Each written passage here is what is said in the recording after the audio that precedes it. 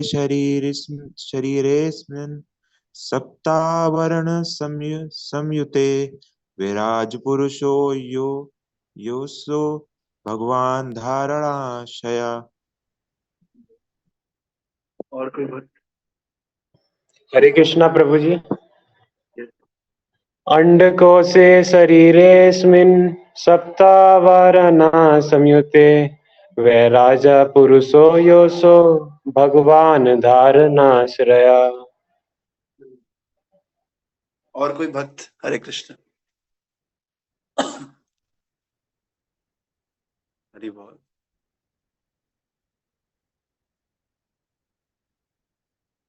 Okay, तो हम लोगों ने कल देखा कि जो नए भक्त होते हैं, जिनको भगवान पे विश्वास नहीं होता है, वो जब कोई चमत्कार करता है उस पर विश्वास करते हैं। जब कोई बहुत चमत्कार करेगा ना, उस पर विश्वास करेंगे। लेकिन शास्त्र में अगर कुछ बोला, किसी साधु संत ने कुछ बोला, उस पर विश्वास नहीं करेंगे। तो इसके लिए भगवान क्या करते हैं, अपना विराट रूप दिखाते हैं। और इसीलिए बहुत सारे लोग हैं, कोई कहता है मैं भगवान हूँ, कोई कहता है फलाने बाबा जी हैं, कोई कहता है हरी चटनी खा लो, लाल चटनी खा लो, लोग इनको भगवान मानते हैं। तो प्रभुपाद जी बता रहे हैं, अगर कोई कहता है ना, अर्जुन को भी भगवान कृष्ण ने कहा था मैं भगवान, लेकिन अर्जुन माना नहीं। तो कृष्ण ने क्या दिखाया, विराट रूप दिखाया। ऐसे अगर हमको भी कोई बोलता है कि मैं भगवान हूँ, तो उसको बोलना चाहिए अगर तू भगवान है तो विराट रूप दिखाओ, क्योंकि कृष्ण भगवान है, इसीलिए उनने विराट रूप दिखाया। तुम भी अगर भगवान हो तो तुम भी विराट रूप दिखाओ। अगर वो दिखाता है तो ठीक है, भगवान है, नहीं दिखाता है तो भगवान नहीं है। लेकिन वास्तव में कोई ऐसा है नहीं इस संसार में भगवान के अलावा जो विराट रूप दिखा सकता है। और विराट रूप क्या है? विराट रूप भगवान की एक शक्ति है, भगवान का शरीर है, जिसमें आप प्रेजेंट भी देख सकते हो, पास्ट भी देख सकते हो और फ्यूचर भी देख सकते हो। तो अभी जितनी भी मशीनरीज हैं या जितनी भी चीजें, उसमें हम केवल प्रेजेंट देख सकते हैं, या ज्यादा से ज्यादा कल की टिकट देख सकते हैं भाई अवेलेबल है कि नहीं। और वो भी चेंज होता है, मतलब पक्का नहीं रहता, उसमें लिखा रहता है चेंज विद प्रायर इंफॉर्मेशन, आपको कोई चेंज होगा तो इन्फॉर्म किया जाएगा।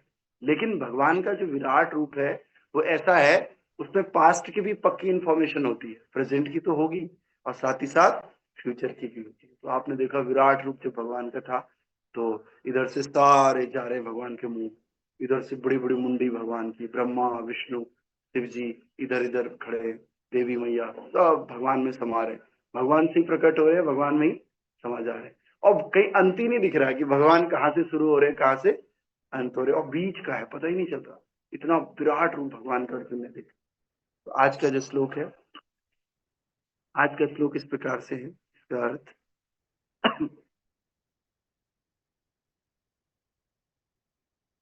सुखदेव गोस्वामी कह रहे हैं आज फिर से,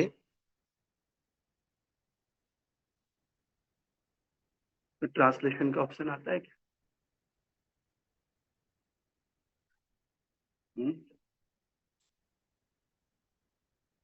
हाँ, translate।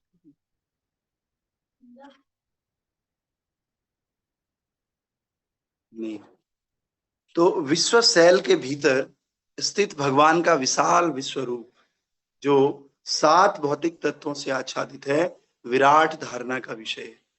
तो जो ये बहुत बड़ा भगवान का विशाल रूप है, ये 7 तत्वों से आच्छादित है, और विराट धारणा का यही विषय है।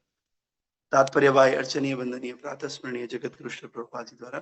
श्रील प्रभुपाद की जय। प्रभुपाद बता रहे हैं, साथ ही भगवान के अनेक अन्य रूप है, और वे सभी भगवान के मूल स्रोत रूप श्री कृष्ण के समान है। भगवत गीता में सिद्धांत दिया गया है कि भगवान का मूल दिव्य और शाश्वत रूप श्री कृष्ण है, और पूर्ण पुरुषोत्तम भगवान, लेकिन अपनी अकल्पनीय आंतरिक शक्ति आत्म माया के द्वारा वे अपनी पूर्ण शक्ति में कमी किए बिना एक साथ अनेकों रूप और अवतारों द्वारा अपना विस्तार कर सकते हैं। कह रहे भगवान का जो मूल रूप है ना, वो राधा श्याम सुंदर रूप है। जैसे कल हमने देखा राधा माधव 2 भुजाएं हैं, भगवान बंसी बजा रहे हैं, ये भगवान का सबसे मूल रूप।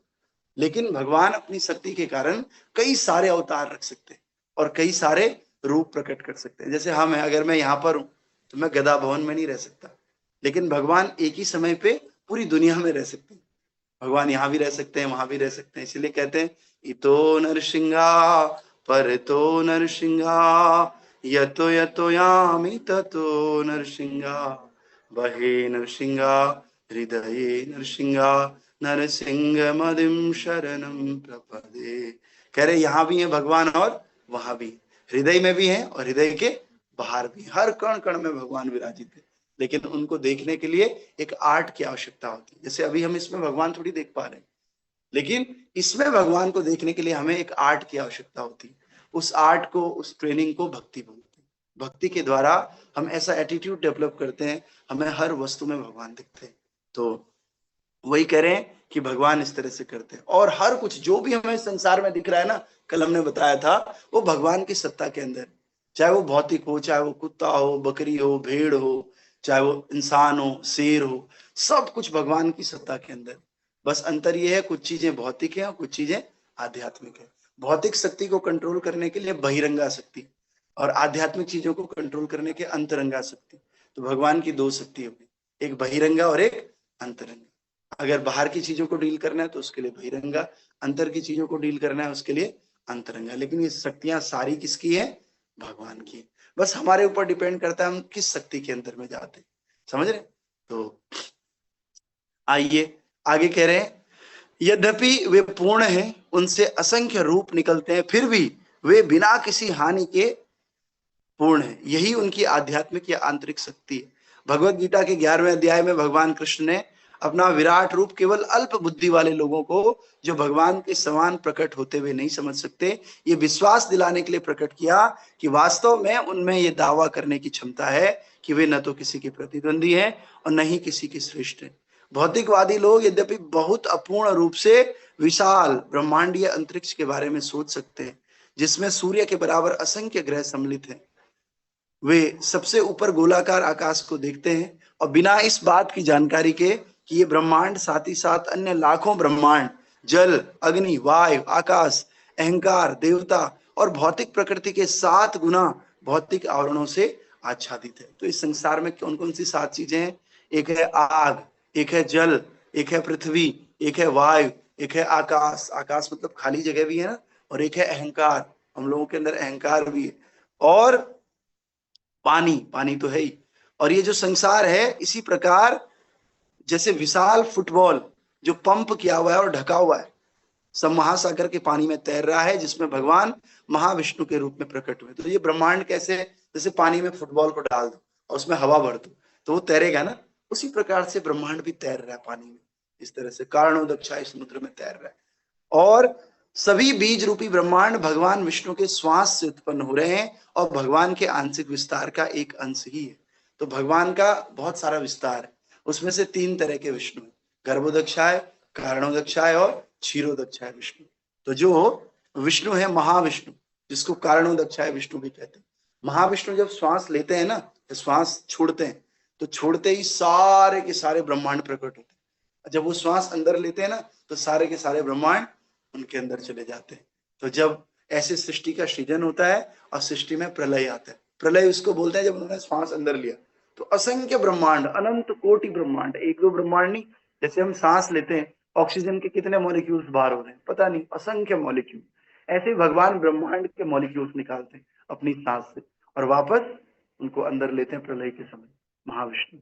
और ये महाविष्णु किसके रूप है? भगवान श्री कृष्ण के ही अवतार है। आगे कह रहे हैं, तथा ब्रह्मा द्वारा शासित सभी ब्रह्मांड तब लुप्त होते हैं जब महाविष्णु अपना महाश्वास वापस लेते हैं।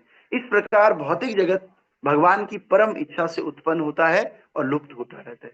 सृजन भी भगवान की इच्छा से होता है और प्रलय भी भगवान की ही इच्छा से होता है। और बेचारा मूर्ख भौतिकवादी कल्पना कर सकता है कि वो कितनी अज्ञानता से तुच्छ प्राणी को केवल एक मरते हुए व्यक्ति के आरोप पर अपना प्रतिद्वंदी अवतार बनने के लिए आगे कर देता है। भगवान ने विशेष रूप से ऐसे मूर्ख व्यक्तियों को शिक्षा देने के लिए ही विराट रूप प्रदर्शित किया था, ताकि कोई व्यक्ति भगवान का अवतार तभी स्वीकार कर सकता है जब वो व्यक्ति भगवान कृष्ण जैसे विराट रूप को प्रदर्शित कर सकता है या प्रदर्शित करने में सक्षम हो। अर्जुन को जानने की जरूरत नहीं, अर्जुन तो पहले से ही भक्त है, अर्जुन तो ज्ञानी है। लेकिन अर्जुन विराट रूप किसके लिए दिखा रहा है? हम लोगों के लिए, ताकि हमको विश्वास आए कि भगवान का विराट रूप।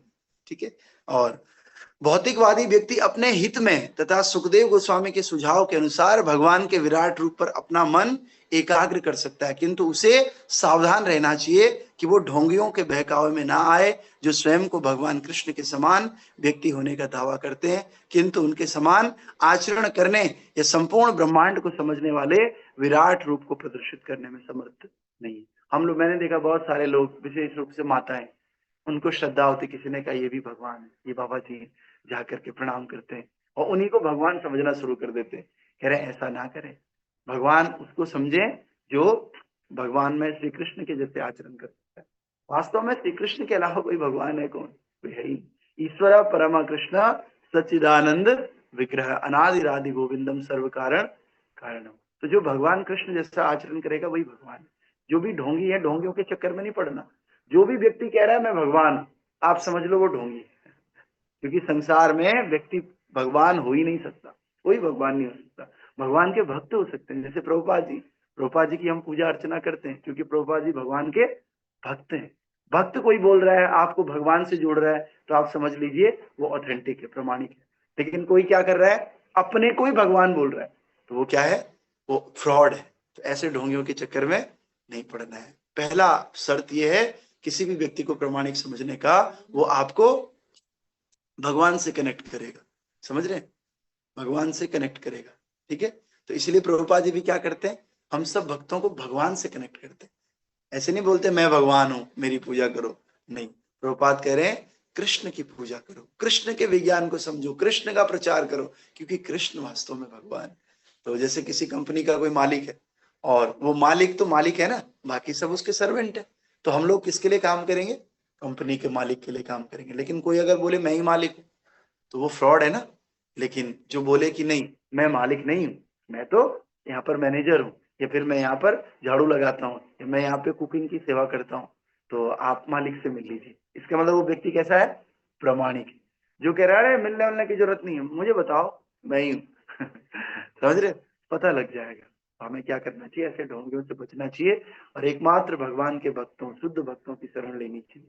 तो प्रभुपाद जी ऐसे शुद्ध भक्त हैं और प्रभुपाद जी ने ये सारा मायापुर धाम विकसित किया, यहाँ पर बनाया। यहाँ पर इस्कॉन का सबसे बड़ा मंदिर है और वर्ल्ड का भी सबसे लार्जेस्ट टेम्पल यहीं पे बन रहा है, टीओवीपी, टेम्पल ऑफ वैदिक प्लेनेटोरियम। कल हमने देखा था, वही उसके आगे नया मंदिर बन रहा है बड़ा से। तो वो मंदिर ये सब प्रभुपाद जी की कृपा से हो रहा है। फले न परिचय थे, फल से आपको परिचय मिलता है कि किसी को कैसा फल मिल रहा है, रिजल्ट से पता चलता है। हाँ भाई, अगर किसी का बहुत अच्छा रिजल्ट है इसका मतलब उसने अच्छी तैयारी की है, या काम अच्छा है। तो प्रभुपाद जी का देखिए कितना बड़ा है, और ऐसे एक जगह नहीं है, 108 ऐसे बड़े बड़े मंदिर प्रभुपाद जी ने बनाए अपने जीवन में 70 साल की उम्र के बाद। सोचिए, हम लोग अभी 70 के हैं नहीं, थोड़ा सा हमको ट्रेवल करना पड़ा, कितनी थकान लगी, बहुत थकान लगी, उठ भी नहीं पा रहे हम लोग, भूख लग रही है। प्रभुपाद जी 70 साल की उम्र में और शिप में बैठ करके गए। सोचो, जो सामान वाला होता है ना, सामान के बीच में प्रभुपाद जी बैठ करके अमेरिका गए, फिर वहां प्रचार किया, एक एक महीने तक शिप में रहे। हमें अभी एक हफ्ता भी नहीं हुआ और हम बोर होने लगे। तो ऐसे महान संत, ये केवल और केवल ये दिखाता है ये भगवान की शक्ति से पूरी है। भगवान प्रभुपाद जी को शक्ति देते हैं, संतों को शक्ति देते हैं, और उस शक्ति से लोग प्रचार करते हैं। तभी तो सोचो, हमेशा उठ करके मंगला आरती करना, क्लास करना, हमेशा जो है एक ही नियम को पालन करना बहुत बड़ी बात है। ढोंगी लोग ऐसे नहीं करते। ढोंगी लोग बस आशीर्वाद देते हैं, पैसा इकट्ठा करते हैं, झोला बांध के भाग जाते हैं। लेकिन जो वास्तव में संत है उसका आचरण होता है। आचरण क्या है कि वो एक काम को लगातार करेगा। रोज क्लास करना है तो करना है, उसी समय पे क्लास करना है, रोज भगवान का नाम जप करना है तो करना है, और ज्यादा पैसों से कोई लेना देना होता नहीं है। केवल एक ही उद्देश्य होता है, किस प्रकार से जो हम लोग सब इस संसार में दुखी हैं, हर व्यक्ति दुखी है, उसके दुख को कैसे दूर किया जाए, उसके लिए क्लास करना, उसके लिए चैंट करना, कीर्तन करना, जा जा करके लोगों को भगवान का संदेश देना, ये भक्त का कर्तव्य है। भक्त का कर्तव्य ये नहीं है कि आकर के इधर पैसा दो और ढोंग करो, ये नहीं है। इसीलिए प्रभुपाद जी आज विशेष रूप से कह रहे हैं हमें ढोंगियों से सावधान रहना है। ढोंगियों का सबसे बड़ा पहचान क्या है, वो खुद को भगवान बताएंगे और भगवान को किनारे कर देंगे। और भक्त का सबसे बड़ा पहचान क्या है, वो भगवान को आगे करेगा, बोलेगा भी तो क्या, हरे कृष्णा, क्या बोलेगा, भगवान का नाम जप करो। और कई संस्थाओं में मैं देखा है, मैं ट्रेन में जा रहा था पिछली बार, तो एक व्यक्ति कह रहा है ये हमारे गुरु जी की किताब है। हमारे गुरुजी भगवान है, और गुरुजी को बड़े से आसन में बिठाया है, राधा कृष्ण को, सीताराम को नीचे पैरों में रखा हुआ है। बताओ ढोंगी है कि नहीं? तो ऐसे लोगों से सावधान रहना है और शास्त्रों पे ज्यादा विश्वास करना है, सूची शास्त्रों पे देख लेना है। कोई व्यक्ति अगर बात कर रहा है, कोई क्लास कर रहा है, तो वो शास्त्र के अनुसार कर रहा है कि नहीं कर रहा है, या अपनी मर्जी से कर रहा है। तो इसीलिए गुरु, साधु और शास्त्र, ये तीनों मैच होना चाहिए। अगर तीनों मैच हो रहा है तो फिर वो ऑथेंटिक है, तीनों मैच नहीं हो रहा है तो ऑथेंटिक नहीं है। जैसे गीता में भगवान कुछ और कह रहे हैं, कोई साधु कुछ और कह रहा है, इसका मतलब वो फ्रॉड है, गड़बड़ है। इसीलिए हम सबको थोड़ा थोड़ा गीता पढ़ना चाहिए, थोड़ा थोड़ा भागवत पढ़ना चाहिए। ये पढ़ करके हमें एक अंडरस्टैंडिंग मिल जाती है कि अच्छा बाबा जी ने कुछ बोला, बाबा जी आप तो गलत कह रहे, गीता में मैंने तो ये और पढ़ा था। तो इसलिए इस्कॉन क्या करता है, या प्रभुपाद जी की क्या शिक्षाएं हैं कि आप बुक्स को बांटो, बुक्स को पढ़िए, books are the basis. Book से आपको पता चलेगा सनातन धर्म क्या है, हमारा सिद्धांत क्या है, भक्ति क्या है, भगवान को कैसे प्राप्त किया जाता है। बिना बुक पढ़े, बिना क्लास सुने और बिना भगवान की शरण गए ये भक्ति का सिद्धांत पूरा नहीं होता है। इसलिए जिसको भी इस जीवन में पूर्णता प्राप्त करनी है, सिद्धि प्राप्त करनी है, सबसे बड़ी सिद्धि है कि हमें इस मनुष्य जीवन का महत्व पता चल जाए कि इसकी वैल्यू क्या है। बहुत वैल्यूएबल है, क्योंकि ये मनुष्य जीवन बार बार थोड़ी मिलता है, बहुत मुश्किल से मिलता है। और उस जीवन को भी हम ऐसे ही गंवा देंगे खाने पीने, घूमने सोने में, तो फिर क्या फायदा है। वो तो एक गधा भी कर रहा है, कुत्ता भी कर रहा है, हर जानवर खा पी रहे हैं और घूम रहे हैं, कोई दिक्कत नहीं। लेकिन हम में और उनमें अंतर क्या है? यही अंतर है, अगर हम इसकी वैल्यू समझ करके इसको भगवान को समर्पित करते हैं, इसमें जीवन का लक्ष्य समझते हैं कि हमारा लक्ष्य है क्या वास्तव में, तो तब इस मनुष्य जीवन का वैल्यू। तो जब भी हम मायापुर ऐसे धाम में आते हैं तो हमें आंखों से तो दर्शन करना ही है, आंखों से ज्यादा किससे दर्शन करना चाहिए? कानों से दर्शन करना चाहिए। तो जो भागवत की कथा है ये भी भगवान का दर्शन है। भगवान के कई प्रकार से दर्शन होते हैं, सबसे अच्छे दर्शन भगवान के कानों से होते हैं। तो इसीलिए धाम में आकर के कथा अवश्य सुनना चाहिए, थोड़ी देर सुनो या ज्यादा सुनो, लेकिन कथा सुनना चाहिए। और वो कथा भी अगर हम भक्तों से सुने तो ज्यादा अच्छा है। ग्रंथराज श्रीमद् भागवत महापुराण की, श्रील प्रभुपाद गुरु महाराज की, अनंत कोटि वैष्णव वृंद की, पिताय गौर हरि प्रेमानंदे, माया प्रधान।